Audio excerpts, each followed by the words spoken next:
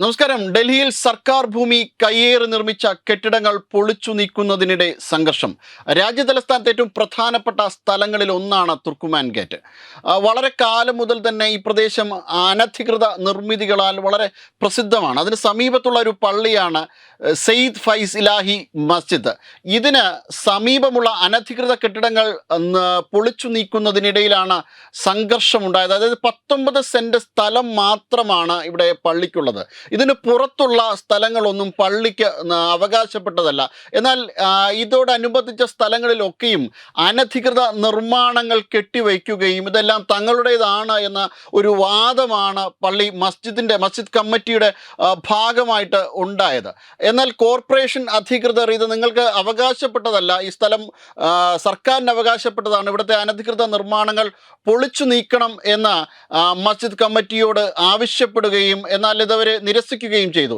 കോർപ്പറേഷന്റെ ഇത്തരത്തിലുള്ള ഒരു നടപടിക്കെതിരെ പള്ളി കമ്മിറ്റി ഹൈക്കോടതിയിലേക്ക് പോവുകയും ചെയ്തു. എന്നാൽ ഡൽഹി മുനിസിപ്പൽ കോർപ്പറേഷന് അനുകൂലമായ ഒരു വിധിയാണ് ഹൈക്കോടതിയിൽ നിന്ന് ഉണ്ടായത്. അതോടൊപ്പം തന്നെ ഇത് ഒഴിപ്പിക്കുവാനുള്ള അനുവാദവും മുനിസിപ്പൽ കോർപ്പറേഷന് കോടതി നൽകുകയുണ്ടായി. എന്നാൽ ഇത് തടയണമെന്നും പറഞ്ഞ മസ്ജിദ് കമ്മിറ്റി വീണ്ടും ഡൽഹി ഹൈക്കോടതിയെ സമീപിച്ചുവെങ്കിലും കോടതി ഈ ആവശ്യം നിരസിക്കുകയാണ് ഉണ്ടായത്. അതിനെ തുടർന്നാണ് ഇന്നലെ രാത്രി ഒഴിപ്പിക്കൽ നടപടികളുമായിട്ട് കോർപ്പറേഷൻ മുന്നോട്ട് പോയതും.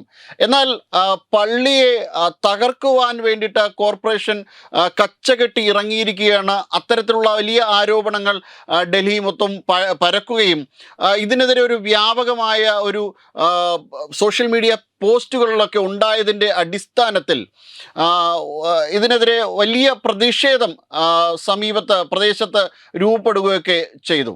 ഈ രീതിയിൽ പ്രവർത്തിക്കുന്ന അനധികൃത കെട്ടിടങ്ങളെല്ലാം തന്നെ നീക്കുക എന്ന ഉദ്ദേശത്തോടു കൂടി ഡൽഹി കോർപ്പറേഷൻ മുന്നോട്ട് പോയപ്പോൾ അവിടെ ഉത്തർപ്രദേശിലെ റാംപൂരിൽ നിന്നുള്ള MP-യുടെ നേതൃത്വത്തിലാണ് ഒരു സംഘമെത്തി കോർപ്പറേഷന് നേരെ പാഞ്ഞെടുക്കുകയും അവരെ കല്ലെറിയുകയും ഒക്കെ ചെയ്ത്. ഈ MP വളരെ പ്രസിദ്ധനാണ്.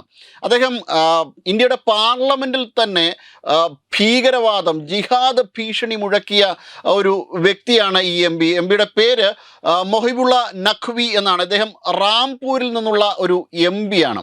ജിഹാദ് നടത്താൻ വേണ്ടിയിട്ട് വളരെ ഓപ്പണായിട്ട് തന്നെ പാർലമെൻറ്റിൽ ഇദ്ദേഹം പറയുകയുണ്ടായി. അതായത് കുറച്ച് സമയം ഞങ്ങൾക്ക് കിട്ടിയാൽ മതി, ഇന്ത്യ മുഴുവൻ ബോംബ് വെച്ച് തകർക്കുവാൻ ഇന്ത്യൻ മുസ്ലിമിന് സാധിക്കും എന്ന തരത്തിലുള്ള ഒരു പ്രഖ്യാപനമാണ് ഇദ്ദേഹം നടത്തിയിരുന്നത്. ആ രീതിയിൽ തന്നെ ഇപ്പോൾ സർക്കാർ ഉദ്യോഗസ്ഥരെ കൈകാര്യം ചെയ്യാൻ ഇറങ്ങിയതായിരുന്നു ഈ MP. പക്ഷേ അബദ്ധവശാൽ അവിടെ പോലീസ് എത്തുകയും ഇദ്ദേഹത്തിൻ്റെ അനുയായികളെ കസ്റ്റഡിയിലെടുത്ത് കൊണ്ടുപോവുകയും ഒക്കെയാണ് ചെയ്തത്. ഇത് കലാപവുമായിട്ട് ഇത്തരത്തിൽ കൊലവിളി പ്രസംഗങ്ങൾ നിരവധിയായിട്ട് ഭാരതത്തിൽ അങ്ങുമിങ്ങും മുഴങ്ങി കേൾക്കുന്നുണ്ട്.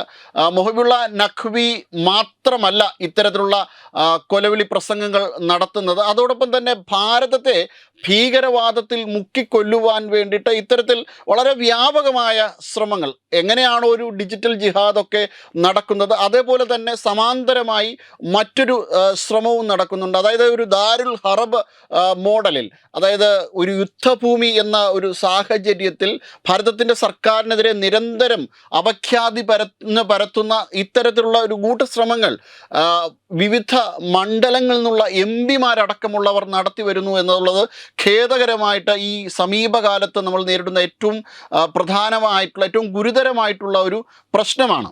ഈ അടുത്ത ഇടെയാണ് മൗലാന സാജിദ് റഷീദ് എന്ന ഓൾ ഇന്ത്യ മുസ്ലിം യൂണിയൻ്റെ പ്രസിഡന്റ്, ഇയാൾ ബംഗ്ലാദേശി ക്രിക്കറ്ററായിട്ടുള്ള മുസ്തിഫുർ റഹ്മാനെ ഇന്ത്യൻ ടീമിൽ ഉൾപ്പെടുത്താത്തതിന്, അതായത് IPL ഉൾപ്പെടുത്താത്തതിന് ഇന്ത്യക്കെതിരെ പ്രക്ഷോഭം നടത്തും എന്ന് പറഞ്ഞുകൊണ്ട് മറ്റൊരു പ്രസംഗം നടത്തിയത്.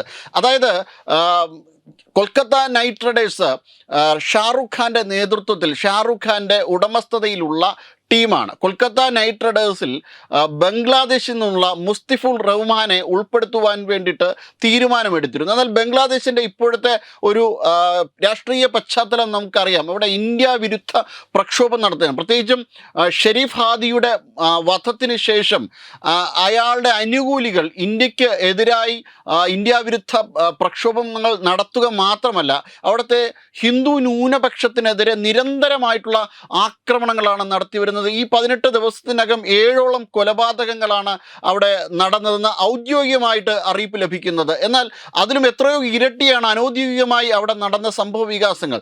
നിരവധിയായ ക്ഷേത്രങ്ങളും ക്രിസ്ത്യൻ പള്ളികളും ഉൾപ്പെടെ തകർത്തെറിയുന്ന ഒരു സാഹചര്യം ബംഗ്ലാദേശിലുണ്ടായി. ഇത്തരത്തിലുള്ളൊരു ന്യൂനപക്ഷ അതിക്രമങ്ങൾ നടക്കുന്ന ബംഗ്ലാദേശിൻ്റെ ഇത്തരം ഒരു സാഹചര്യത്തിൽ, പ്രത്യേകിച്ചും ഇന്ത്യ വിരുദ്ധമായിട്ടുള്ള ഒരു പ്രക്ഷോഭം നടക്കുന്ന ഒരു സാഹചര്യത്തിൽ മുസ്തിഫുർ റഹ്മാനെ ഇന്ത്യൻ ടീമിലേക്ക് ഇന്ത്യയുടെ IPL കളിപ്പിക്കുവാൻ സാധിക്കില്ല എന്ന് ഇന്ത്യക്കാർ തീരുമാനിക്കുകയായിരുന്നു. അതിന് വിരുദ്ധമായിട്ട് ഷാറുഖ് ഖാൻ പ്രവർത്തിച്ചപ്പോഴാണ് ഷാറുഖ് ഖാനെതിരെ വലിയ രീതിയിലുള്ളൊരു പ്രതിഷേധമുണ്ടായത്.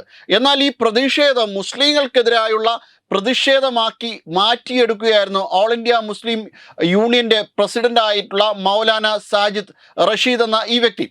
അത്തരത്തിൽ ഒരു ഇന്ത്യ വിരുദ്ധമായിട്ടുള്ളൊരു സമീപനമെടുക്കുകയും ഇന്ത്യയെ തച്ചു തകർക്കുന്നതിന് തങ്ങൾക്ക് സാധിക്കും എന്ന തരത്തിലുള്ള കൊലവിളി പ്രഖ്യാപനം ഇദ്ദേഹത്തിൻ്റെ ഭാഗത്തു നിന്നുമുണ്ടായി. അതായത് മൊഹിബുള്ള നഖ്വിയും സാജിദ് റഷീദും ഉൾപ്പെടെ നിരവധി പേരാണ് ഇത്തരത്തിൽ ഇന്ത്യ വിരുദ്ധമായിട്ടുള്ള മുദ്രാവാക്യങ്ങളും മുഴക്കിക്കൊണ്ട് ഭാരതത്തിൻ്റെ എമ്പാടുമുള്ള ഭാരതത്തിൻ്റെ പല പ്രദേശങ്ങളിലേക്കും തിങ്ങിക്കൂടുന്നത്. അവർ ഇന്ത്യൻ പാസ്പോർട്ട് കൈവശം വയ്ക്കുകയും ഇന്ത്യയിൽ ലഭിക്കുന്ന എല്ലാ സുഖ സൗകര്യങ്ങളും ആസ്വദിക്കുകയും ചെയ്തുകൊണ്ട് ഇന്ത്യയിൽ ജീവിക്കുന്നവരാണ്. എന്നാൽ ഇന്ത്യക്കെതിരെയാണ് ഇവർ ഇത്തരത്തിലുള്ളൊരു പ്രവർത്തനങ്ങൾ നടത്തി വരുന്നതെന്നുള്ളൊരു ആശങ്കാജനകമായ ഒരു സാഹചര്യം. ഇപ്പോൾ ഈ മസ്ജിദിന് സമീപത്തുള്ള അനധികൃത നിർമ്മാണങ്ങൾ പൊളിച്ചു നീക്കുവാനാണ് കോർപ്പറേഷൻ അവിടെ എത്തിയതെങ്കിലും ഇത് മസ്ജിദിന് നേരെ ഉള്ള ഒരു ആക്രമണമാണ് എന്നുള്ള വ്യാജ വാർത്തയാണ് ഡൽഹിയിലും പരിസര പ്രദേശങ്ങളിലും മുഴങ്ങിയത്. സോഷ്യൽ മീഡിയ വഴി ഇത്തരത്തിലുള്ള ധാരാളം വാർത്ത പരക്കുകയും ഈ വാർത്തയുടെ അടിസ്ഥാനത്തിലാണ് അവിടെ നിരവധിയായിട്ടുള്ള ആൾക്കാരെ ഈ നിർമ്മാണങ്ങൾ പൊളിച്ചു നീക്കുന്നതിനെ തടയുന്നതിന് വേണ്ടിയിട്ട് എത്തിയത്. തുടർന്നാണ് ഈ മൊഹിബുള്ള നഖ്വിയുടെ നേതൃത്വത്തിൽ കോർപ്പറേഷൻ്റെ ഉദ്യോഗസ്ഥർക്ക് നേരെ ആക്രമണം ഉണ്ടായത്. അത്തരത്തിൽ നിരവധിയായിട്ടുള്ള സർക്കാരിൻ്റെ പ്രവർത്തനങ്ങൾ തടസ്സപ്പെടുത്തുകയും അത് ഏതെങ്കിലും ഒരു മതത്തിനെതിരായിട്ടുള്ള ആക്രമണമാണെന്ന് ചിത്രീകരിക്കുന്ന ഒരു രീതി കുറച്ച് നാളുകളായിട്ട് ഭാരതത്തിൽ ഉണ്ടായി വരുന്നുണ്ട്. ഇവർക്ക് അന്താരാഷ്ട്ര തലത്തിൽ തന്നെ വലിയ ഒരു ഗൂഢാലോചനയുണ്ട്. എന്തായാലും ഇതെല്ലാം തന്നെ തച്ച് തകർക്കപ്പെടും എന്ന ഉറപ്പാണ്. വെബ് ഡെസ്ക് തത്തുമൈ ന്യൂസ്.